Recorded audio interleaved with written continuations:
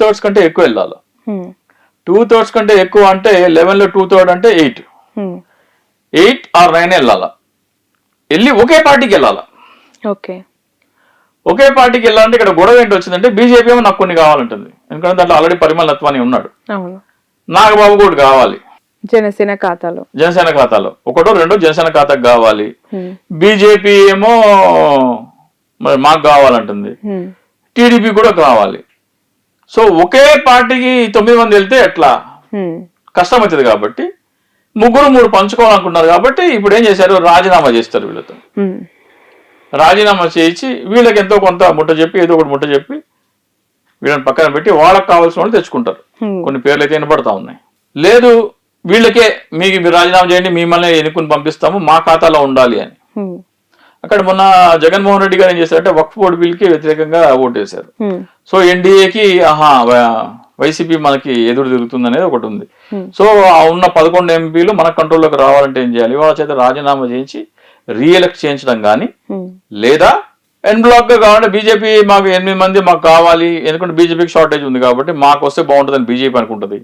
అరే నేను కష్టపడి ఇక్కడ నేను పార్టీని గెలిపించాను, ఈవీఎం ట్యాంపర్ చేసి నాకు కావాలని చంద్రబాబు నాయుడు అనుకుంటారు. అచ్చా పవన్ కళ్యాణ్ కూడా నా అన్నకో నా తమ్ముడికో ఎవరికో వాళ్ళకో పంపించాలనుకుంటారు. బట్ ఈ సిచ్యువేషన్ లో ఇంతమంది వలసలు వెళ్ళిపోతే పార్టీ ఎలా సస్టైన్ ఎందుకు పార్టీ సస్టైన్ కావట్లేదని కదా వీళ్ళు వెళ్ళిపోతున్నారు. ఇంకా పార్టీ ఫ్యూచర్ లేదని కూడా వెళ్ళిపోతున్నారు. జగన్మోహన్ రెడ్డి కనుక నేను ఇందాక చెప్పినట్టు 164 మంది ఎమ్మెల్యేలు 21 మంది ఎంపీలు కంటెంప్ట్ ఆఫ్ కోర్ట్ వేయండి, ఫామ్ 20 ఎందుకు అప్లోడ్ చేయట్లేదని లెక్కించిన ఓట్లకి దీనికి కంటెంప్ట్ ఆఫ్ కోర్ట్ వేయమంటే అప్పుడు అరే ఇది ఏమైనా పెద్ద కేసు అయ్యి మళ్ళీ ఎన్నికలు వస్తే వైసీపీ గెలిచే ఆస్కారం. ఒకవేళ కంటెంప్ట్ ఆఫ్ కోర్ట్ వస్తే మళ్ళీ ఎన్నికలు తథ్యమండి, రాసి పెట్టుకోండి.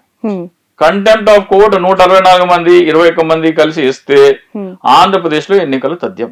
ఎందుకంటే రుజువు అయిపోతుంది ఈ ఎన్నికలు దొంగిలించబడ్డ ఎన్నికలు, రాజ్యాంగ వ్యతిరేకంగా రాజ్యాంగాన్ని కూని చేసిన ఎన్నికల ప్రక్రియ అని రుజువు అయిపోతుంది.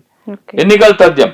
ఎప్పుడైతే జగన్మోహన్ రెడ్డి గారు కంటెంప్ట్ ఆఫ్ కోర్ట్ ఏమైనా ఆదేశాలు ఇస్తారో అప్పుడు ఈ వలసలు ఉండవు. ఇంకా అప్పుడు అందరూ సార్ అని మళ్ళీ ఎంటబడతారు. ఎందుకంటే కంటెంప్ట్ ఆఫ్ కోర్ట్ వేస్తే సీన్ మారిపోతుంది.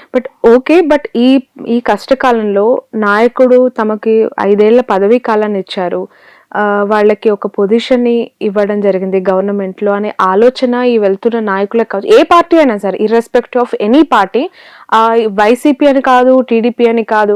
మొన్న మేయర్, ఏలూరు మేయర్ ఆవిడ టీడీపీ నుంచి వచ్చారు, రాగానే ఇక్కడ మేయర్ అయ్యారు, ఇక్కడ అధికారం పోగానే మళ్ళీ వెళ్ళి టీడీపీలో జాయిన్. దీన్ని ఎలా చూడాలి? ఈ ఎన్నికలు 164 మ్యాండేటే సక్రమం కానప్పుడు డౌట్ ఏమొస్తుందంటే జగన్ గారు లండన్ వెళ్తున్నారు, ట్రిప్ ఉంది సూన్, ఆయన వచ్చే వరకు అసలు వైసీపీలో ఎవరైనా ఉంటారా ఉండరా అనేది కూడా ఒక డౌట్. ఆయన మొత్తం పార్టీ ఇంటాక్ట్ ఉండాలంటే కంటెంప్ట్ ఆఫ్ కోర్ట్ ఏంటో మనం చూద్దాం. అసలు ఈ ఎన్నిక ఏంటి, ఈ కథ ఏంటి, ఫామ్ 20 ఎందుకు అప్లోడ్ చేయట్లేదు, ఏంటి అందరూ ఫామ్ 20 అప్లోడ్ చేయమని సుప్రీంకోర్టుకి వెళ్ళండి అని ఒక ఇచ్చేసేసి ఇస్తే మొత్తం ఆంధ్రప్రదేశ్ దేశం మొత్తం షేక్ అవుతుంది, దేశం మొత్తం షేక్ అవుతుంది. సో వీళ్ళకి ఇక లాయల్టీ విషయం అంటారా, 100 కోట్లకు అమ్ముడు పోయిన వాళ్ళు 1000 కోట్లకు పోతాడు, 1000 కోట్లకు అమ్ముడు పోయిన వాళ్ళు 10,000 కోట్లకు అమ్ముడు పోతాడు, 10,000 కోట్లకు కూడా అమ్ముడుపోయినాడు ప్రాణానికి నెత్తి మీద కత్తి పెడితే అమ్ముడు పోతారు అన్నారు. మరి వాళ్ళని ఏం చేసి చేస్తున్నారో లేకపోతే వాళ్ళంతటా వాళ్ళే వెళ్తున్నారో మనకి తెలియదు. కానీ లాయల్టీ కూడా ఒక బ్యారియర్ ఉంటుంది కదా, not at the cost of my life అంటారు. వాళ్ళకి ఏం పరిస్థితులు మనకైతే తెలియదు. కానీ జగన్మోహన్ రెడ్డి గారు తన అంటే ఇప్పుడు నా క్వశ్చన్ ఏంటంటే లైక్ ఈ మేయర్స్ ఈ అన్ని కార్పొరేషన్స్ లో కావాల్సిన ఆల్మోస్ట్ మ్యాండేట్ వైసీపీకి ఎక్కువగా బలం ఉంది. బట్ ఈ స్థాయిలో ఇప్పుడు వలసలను ఎంకరేజ్ చేస్తున్న టీడీపీకి సంబంధించి చూస్తే వాళ్ళకి అంత 161 మెజారిటీ వచ్చిన తర్వాత కూడా దీన్ని ఎందుకు ఫేక్ మ్యాండేట్ కాబట్టి ఎప్పుడైతే మీ ఫేక్ మ్యాండేట్ ఉన్నారో మీ ఫేక్ మ్యాండేట్ మీరు దాన్ని కన్సాలిడేట్ చేసుకోవాలంటే ఏం చేయాలి, కింద పునాదులు లేకుండా గాల్లో ఉన్న పేక మేడ 164 సో కింద పునాదులు కట్టాలా. అంటే ఏంటి, ఈ కింద ఉన్న వాళ్ళందరినీ తీసుకొచ్చి పార్టీలో చేసుకోవాలి, అప్పుడు పునాదులు బలపడతాయి, అప్పుడు ఇది కోల్పోకుండా ఉంటది. రైట్. నిన్న మొన్న మీరు చూసుంటారు జత్వానికి సంబంధించి ముంబై నటిని బాగా వేధించారు అని చెప్పి, అప్పుడు కూడా ఈ మీడియా సంస్థలు ఉన్నాయి, అప్పుడు కూడా ప్రతిపక్షంలో టీడీపీ ఉంది, సడన్ గా తెర మీదకి వచ్చింది వైసీపీ నుంచి దీనిపై పెద్దగా ఎవరు మాట్లాడుతున్న పరిస్థితులు లేదు, అదంతా కూడా ఫేక్ అని చెప్పి కొట్టిపారేస్తూ ఉన్నారు. డెఫినెట్ గా, ఎందుకంటే ఇప్పుడు గోరంట్ల ఉదంతం అప్పుడే విపక్షంలో ఉండడం వచ్చింది, దానికి ఎవరు అడ్డు చెప్పలేదు కదా. అట్లాగే గంట అరగంట కొన్ని ఉదంతాలు ఉన్నాయి, అవి కూడా బయటపడినాయి కదా. మరి అలాంటప్పుడు ఇలాంటి ఆ రోజున జరిగింటే వదులుకుంటారా తెలుగుదేశం మీడియా ఊరుకోరు కదా, దాన్ని క్యాపిటలైజ్ చేసుకుంటారు కదా. సో ఈ రోజున ఆమె మీద ఎందుకు అనుమానాలు వస్తాయి అంటే ఆమె గతంలో కొంతమంది వ్యాపారవేత్తల పిల్లలతో ప్రేమాణ నడిపి వాళ్ళ దగ్గర డబ్బులు వసూలు. ఐఏఎస్ ఐపీఎస్ లో పాత్ర ఉంది ఇందులో, ఒక నాయకుడు దీని వెనక ఉండి నడిపించారు, వేధించారు అని చెప్పి పదే పదే వైసీపీలో ఉన్న కొంతమంది పెద్దల పైన ఎందుకు టార్గెటెడ్ గా స్టోరీస్ నడపడం గానీ ఆరోపణలు చేయడం గానీ జరుగుతుంది అంటే చెప్తున్నా కదా. ఇప్పుడు అది నిజంగా జరిగిందా లేకపోతే ఆమెను తీసుకొచ్చి అలా చెప్పిస్తున్నారా మనకైతే తెలియదు. డెఫినెట్ గా ఒక నెగటివ్ క్యాంపెయిన్ అయితే వైసీపీ మీద నడుస్తుంది. వైసీపీ మీద నడుస్తుంటే ఇప్పుడు ఏమి చేయని అమ్మాయి వచ్చి ఇలా చేశారు నన్ను వేధించారని చెప్పంటే చెప్పదు. డబ్బు కోసం ఏమైనా చేసే వాళ్ళు ఉండి వచ్చి చేస్తే వాళ్ళు వస్తే చెప్పచ్చు.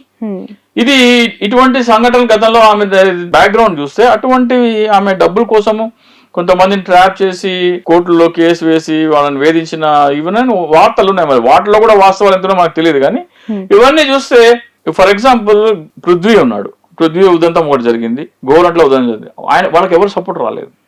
అనంతబాబు గారి ఇష్యూ కూడా ఒకటి, అనంతబాబు ఇష్యూ కూడా ఒకటి.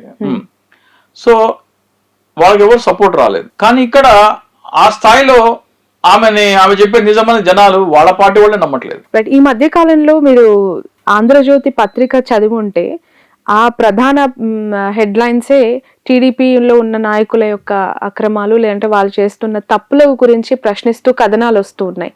ఎలా చూడాలి ఆంధ్రజ్యోతి, లేదంటే అందులో పూర్తిగా ఆ టీం అంతా కూడా మారిపోయిందంటారా? ప్రతిపక్ష పాత్ర ఆంధ్రజ్యోతి పోషిస్తుందా అని ఒక డౌట్ వస్తుంది. నిన్న ఒక పెద్ద మనిషి ట్వీట్ చేశారు, పవన్ కళ్యాణ్ ట్యాగ్ చేస్తూ నెలకి 5 లక్షల రూపాయలు ఏదో బార్ అండ్ రెస్టారెంట్ వాళ్ళు కట్టాలి అని ఏదో డిమాండ్ చేసి, నాకు ఎన్నికలకి 80 కోట్లు ఖర్చు అయింది, నువ్వు నెలకి 5 లక్షలు కట్టాల్సిందే అని ఎవరి మీద చేస్తాను పవన్ కళ్యాణ్ ట్యాగ్ చేస్తూ చేశారు.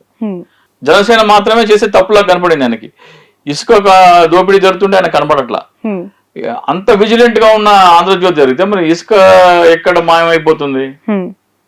ఇసుక దోపిడీ జరుగుతుందని తెలుస్తుంది కదా మనకి, ఎందుకు ఆగట్లేదు? ఇసుక వైసీపీ కంటే 2000 ఎక్స్ట్రానే ఉంది కానీ తగ్గలేదని తెలుస్తుంది కదా, దానికి మెకానిజం ఏంటి? సో వార్తలు ఎందుకు వస్తున్నాయి, దాని వల్ల ప్రయోజనం ఏంటి అనేది కూడా చూడాలి మనకి. ఎవరికి, ప్రజలకి ప్రయోజనమా, పార్టీకి ప్రయోజనమా, ఎవరు లాభపడ్డారు అనేది కూడా చూడాలి మనం. టీడీపీ పార్టీ, జనసేన పార్టీ, ఈ కూటమి బీజేపీకి సంబంధించి మనం రోజు అనేక వార్తలు చూస్తూ ఉంటాం. కానీ చేరుతున్న వాళ్ళ ఇంట్రెస్ట్ జనసేన వైపు ఉంది అనే వార్తలు కూడా చూస్తూ ఉన్నాం. ఈ జనసేనలో చేరికలు అనేది అంటే పెద్ద పెద్ద లీడర్లు ఒకవేళ జాయినింగ్ స్టార్ట్ అయితే ఎలా ఉంటుంది ఆ కూటమి సస్టైనిటీ అనేది? నెక్స్ట్ 5 years డ్రైవ్ ఎట్లా ఉండబోతుంది అంటారు? నేను చంద్రబాబు నాయుడు దగ్గర నేర్చుకోవడానికి నేను సిద్ధపడుతున్నాను అంటే ఇప్పట్లో పవన్ కళ్యాణ్ ఇండివిజువల్ ఎంటిటీగా వచ్చే ఉద్దేశం అయితే ఏం లేదు. ఇంకా నేను చంద్రబాబు నాయుడు దగ్గర నేర్చుకోవడానికి సిద్ధపడుతున్నానంటే స్టూడెంట్ దశలోనే ఉన్నారు. సో గతంలో కూడా ఎన్నికల కంటే ముందు కనీసం 10 సంవత్సరాలు ఈ పొత్తుండాలి అన్నారు. సో 2029 ఎన్నికలు కూడా పవన్ కళ్యాణ్ ముఖ్యమంత్రి అయ్యే ఇదేమీ లేదు, అవకాశం లేదు, ఇంటెన్షన్ పవన్ కళ్యాణ్కి లేదు. నా సిద్ధాంతం ప్రకారం జనసేన పార్టీ పవన్ కళ్యాణ్ కాదు, అది వేరే థియరీ అసలు. దానికి నేను ఇవ్వాల్సిన దాన్ని నేను సబ్స్టాన్షియేట్ చేయడానికి బోల్డన్ని విషయాలు చెప్పగలను. కానీ మనము మాట్లాడుకుంటే ఆ దిశగా ఎటువంటి చర్యలు కూడా కనపడుతున్నట్టు లేవు. పవన్ కళ్యాణ్ తన బ్రాండ్ చూపించుకోవాలంటే, ఫర్ ఎగ్జాంపుల్ నిన్న గుడ్డవల్లేరు ఉంది కదా, గుడ్డవల్లేరులో కందులు దుర్గేష్ వెళ్ళేసేసి అక్కడ ఏంటో విషయం చూడమని, ఒక ప్యారలల్ గవర్నెన్స్ మీద ఒక విజిలెన్స్ లాగా ఉంటే ఆయన పట్ల జనాదరణ పెరుగుతుంది.